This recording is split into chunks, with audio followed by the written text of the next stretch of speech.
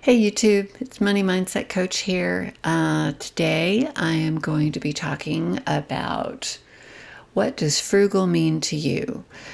I went to my frugal minimalist Facebook page and I asked them what frugality meant to them, and I got some really, really cool ideas. Lots of really neat things they said. There's about 10 of them, and the 10th one is I feel the best. I really, really liked it, and I'm going to try and do it. The other thing is, last couple videos I've been talking about, I have this book from 100 years ago. It's over 100 years old, and it has all kinds of what etiquette was like back 100 years ago, 1921.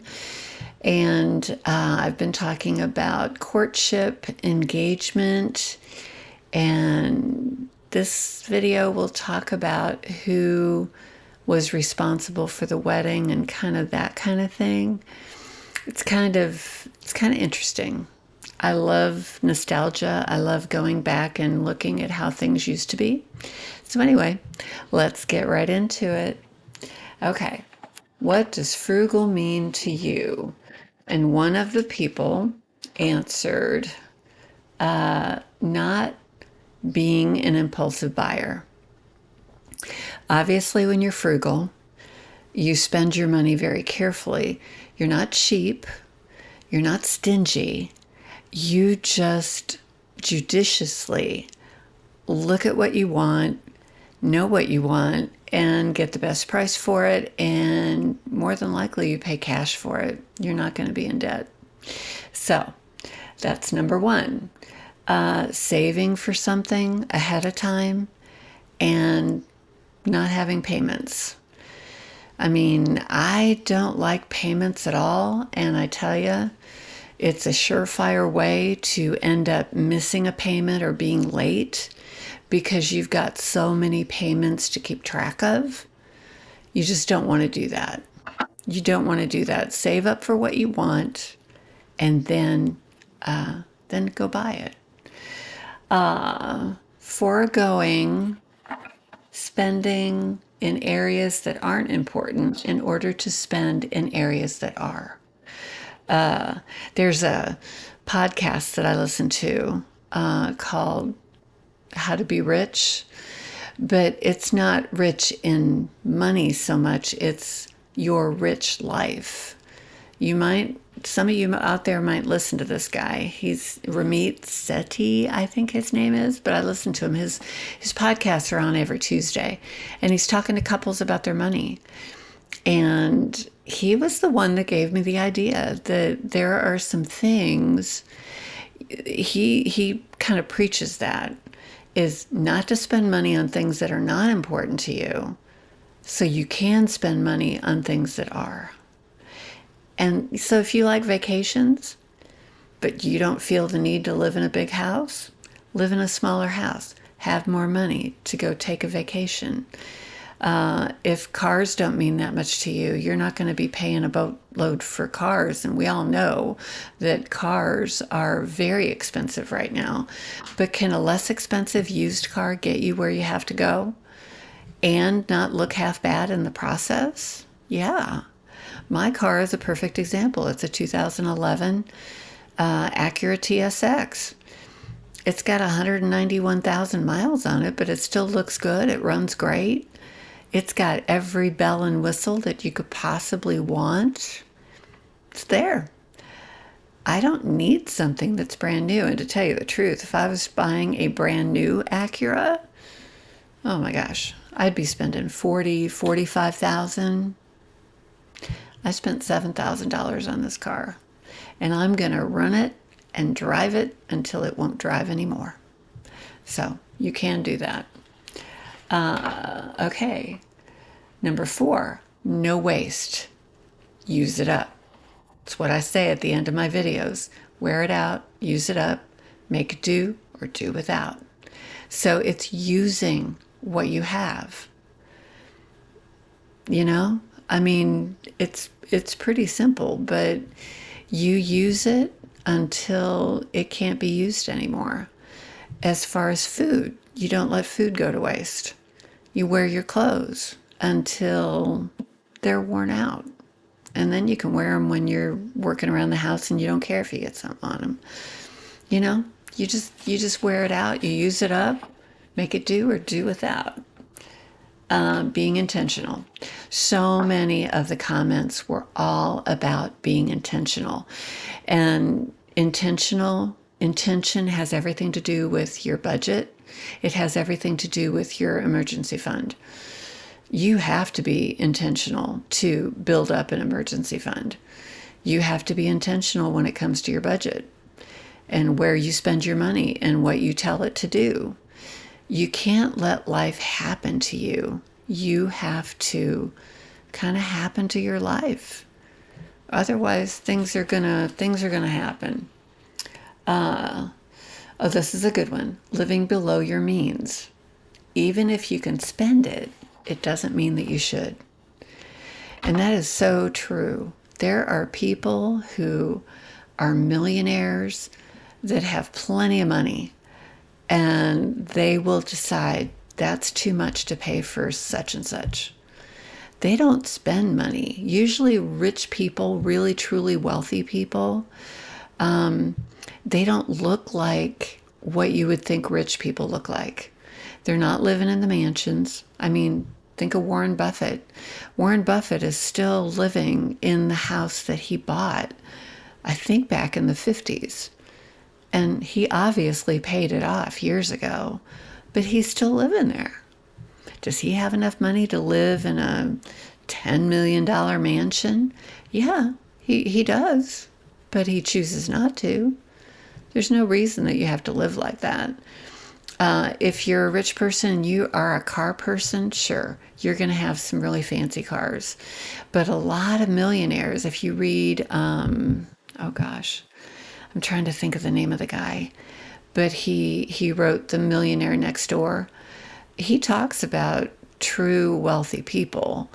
And true wealthy people do things like they will buy really, really good shoes, but when those shoes wear out, they just get new soles put on them. How many people do that? How many people go get their shoes repaired? I think people got their shoes repaired years ago because shoes had to last, and getting them resold was cheaper than buying a new pair of shoes, so that's why they did that. But wealthy people will do that. Wealthy people aren't driving the BMWs and the Mercedes. A lot of the people, and I'm not saying everybody because somebody could be listening that has a Mercedes or has a BMW and you didn't pay a fortune for it or you don't owe anything for it.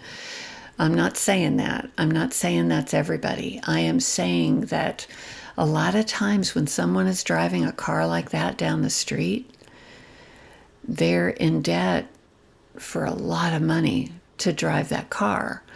And are they trying to make an impression on people they don't even know, that don't know them? Probably. It's a status thing. A lot of those are status things.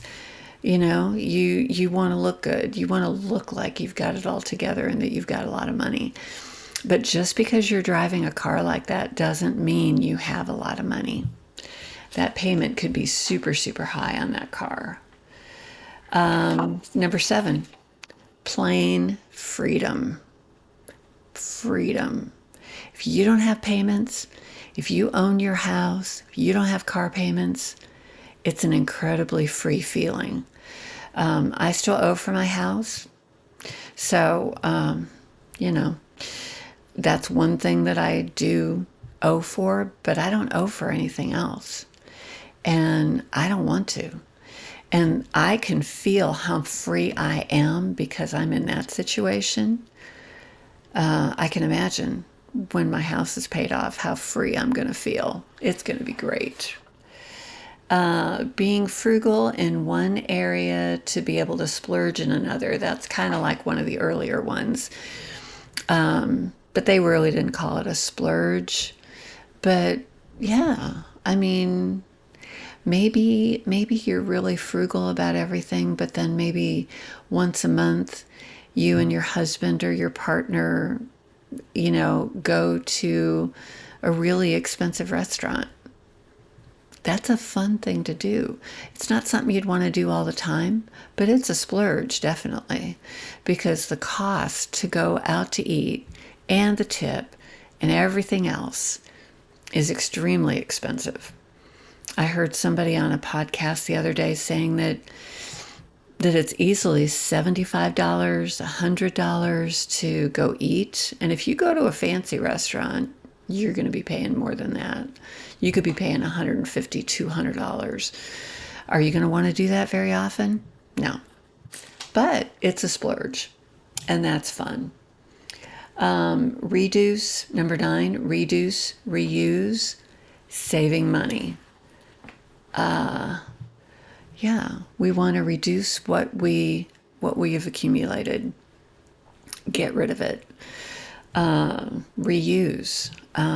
The store that I work in, there's all kinds of storage things that come in the boxes with the different products that we have.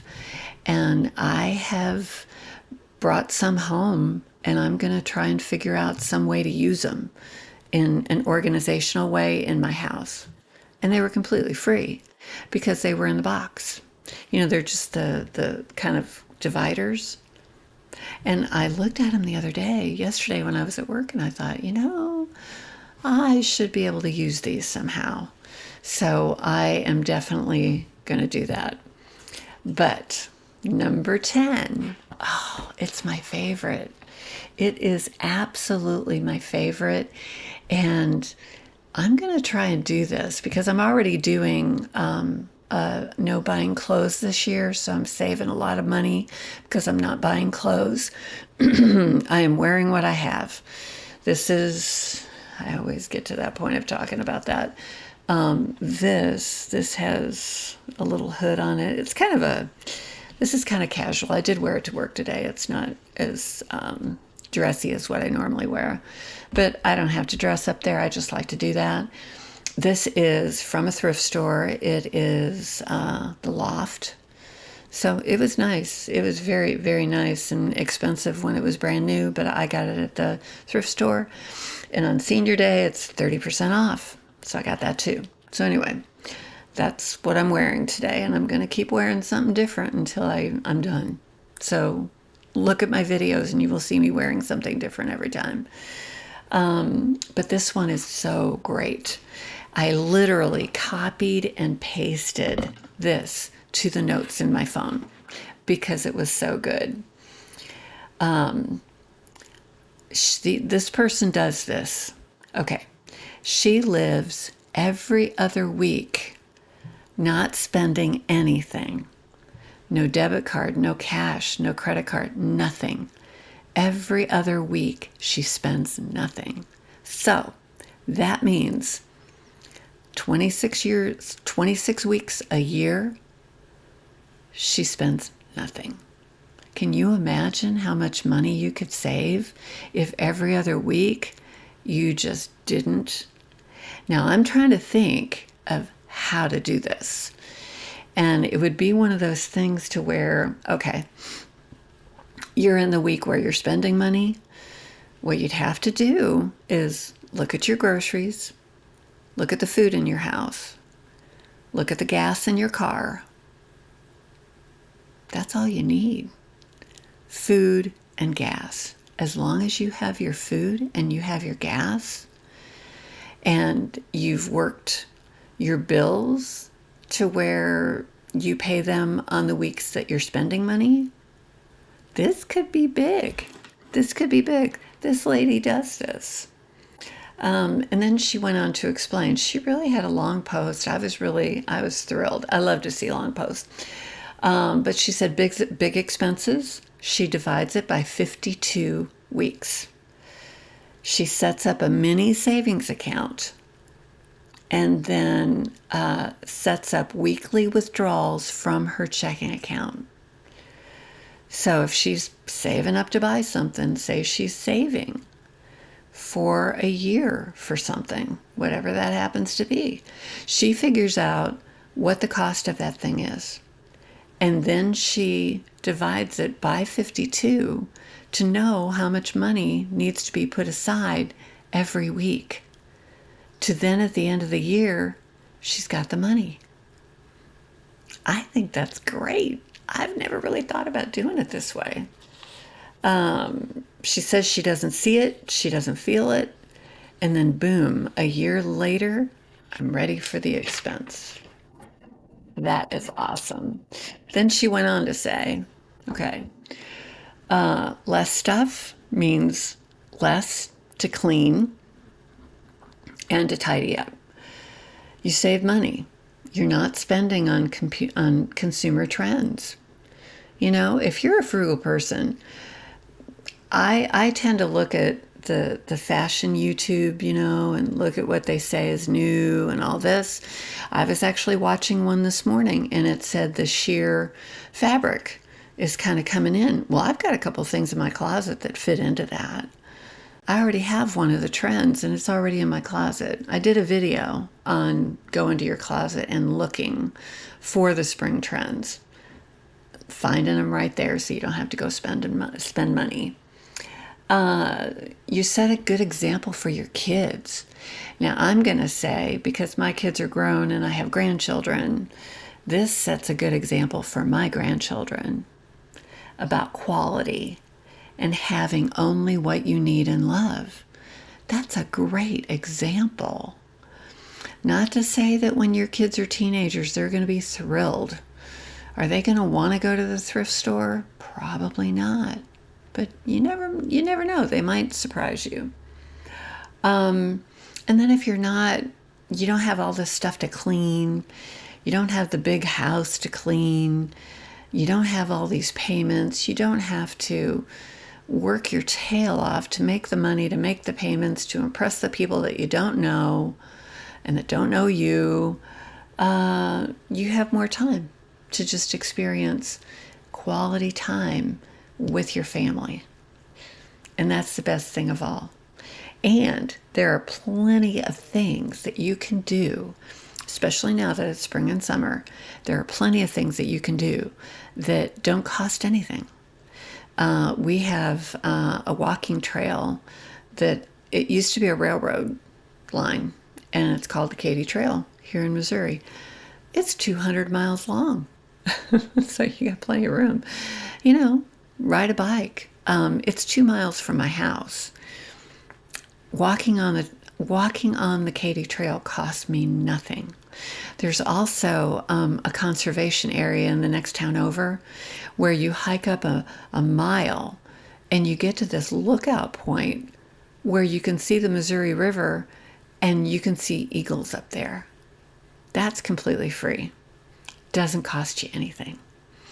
And in the spring and the summer, there are less reasons to spend money. Less reasons. In the town that I live in, there's a place now, and I think now that it's spring, they've started, but they have live music every night. And you can go sit on the patio. The only thing is, you can't go in there with beverages of your own. You would have to go inside to the restaurant, to the bar area, and buy something to drink. That's okay. That's not a big expense, especially if you just buy one. But that's kind of free. You know, there's all kinds of free stuff to do, especially with it being warm weather. But I have to say, even in the wintertime, we don't get a lot of snow here. But if you get snow, it doesn't cost anything to go sledding. It doesn't cost a thing. Maybe it might cost a little bit to go ice skating, but it's not going to be super expensive. So there's all kinds of things. Look for the free things to do with your family. Now, got to get my glasses on for this. Okay. I'm going to read the part. They kind of talk about the length of engagement. And some people back then were engaged for years. It's a long time. I don't know if I do that. But then they talk about short engagement. So I think the engagement came down to how long the couple wanted it to be, so that wasn't any big deal. I think that's kind of like how it is now.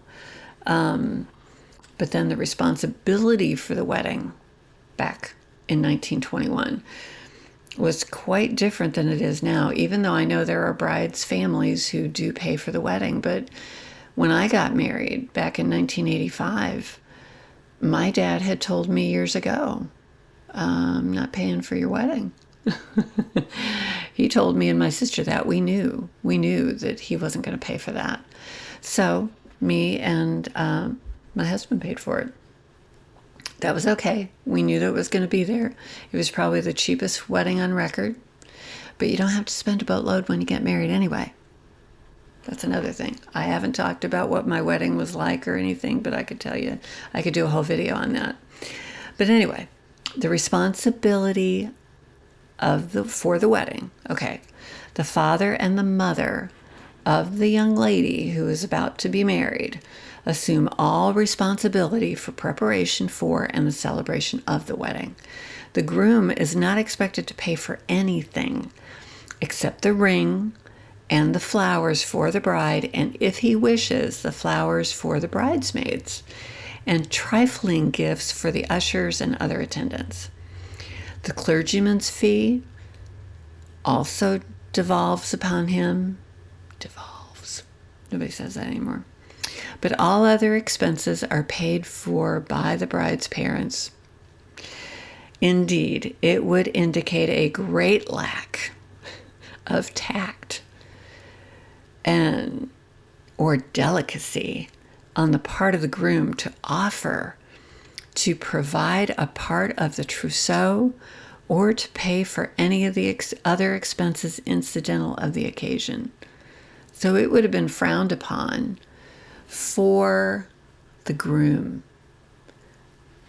to want to help pay. That's kind of unusual. I didn't really think that they would look at it like that. Announcement cards, invitation, music, flowers, and other decorations for the church. The preparations for the breakfast or reception to follow the ceremony, all of these are paid by her parents. The wedding should never be more elaborate. This is important. The wedding should never be more elaborate than the parents of the bride can afford. That is interesting. That's interesting because with the cost of how much a wedding can be now, I don't know how many parents of the bride had the money to do that. I was kind of fortunate that way. I had 3 boys, so we didn't have to worry about paying for a wedding. But I don't know. That can lead into all kinds of problems. Because what if they want to have a more elaborate wedding? Today, parents are sometimes still paying, but the couple themselves, they're chipping in too. And sometimes the groom's family. They didn't say anything, and I'm really surprised about this. But the reception, I always thought was the groom's parents always paid for that. That's what I always thought. I know we did that when my oldest son got married. We paid for the reception. Or no. The rehearsal dinner. They haven't even said anything about the rehearsal dinner. So I don't know. But the groom's parents usually pay for that. So I don't know. I just think that there are less expensive ways. I really truly believe that somebody could get married for $5,000 or less today. I know the average wedding, I don't even know the average wedding, but it's not unusual for people to have spent $20,000 for a wedding. That's crazy. That is crazy. And the thing is what if somebody just saved up the 20,000 and put it down on a house, or, did something like that with it instead of using it for the wedding. Because you got the wedding dress, you got the flowers, there's a lot that goes into it. And I heard some podcasts, because I listen to a lot of them, but they were saying if there was as much time and effort taken into the premarital counseling and what happens before you get married, and then the marriage itself, as you do planning the wedding, paying for the wedding, who knows? I mean, maybe more marriages, wouldn't end in divorce. The premarital counseling is very, very important. You have to know if you're on the same page as far as money, in-laws, children, religion. There's a lot of things. Being married is not easy. Raising children is not easy, but very worth it. Very, very worth it. But it's not easy. It's one of the hardest things I ever did. But anyway, that's all for now. As you can see, I painted my wall. I had a couple videos that I did where things were not together. You don't want to see the rest of the room. The rest of the room is a disaster that you can't see. But yeah, I painted my wall so I don't have that dark wall back there. I moved some things. I put a lamp over here. I have Elvis up there. Elvis is in the room. But yeah, I'm trying to make this look a little nicer, and I'm just getting started with YouTube. So I am so appreciative of everybody who has subscribed. Thank you so much for everybody who has viewed and given a thumbs up. It truly, truly, truly helps the algorithm with YouTube. It's wonderful. The view is number 1, the thumbs up is number 2, and the subscribing is number 3. You do those, that can change everything. And, if you like this video and you want to share it with somebody, I would love that. And so thank you to everybody. I don't have a ton out there right now, but I'm getting there. I've only been doing this for, I think almost a month. So I haven't been doing it very long, but I'm really, truly enjoying it. I'm hoping what I'm bringing is valuable to you, and I hope you come back, because I would be happy to see you. Oh, one more thing, because there's the view, the thumbs up, the subscribing, commenting is really big too. And I guess I could ask a question at the end. Maybe if any of you want to share what you paid, of those of you that have been married, gotten married or whatever, how much you paid for your wedding. Did you pay for it? Did your parents pay for it? Who paid for it? What did you think of what was 100 years ago as compared to today? Is that good? What we're doing now better? Let me know in the comments. I would love that. Absolutely love that. So anyway, what I say at the end of every video is use it up, wear it out, make it do, or do without. Till next time.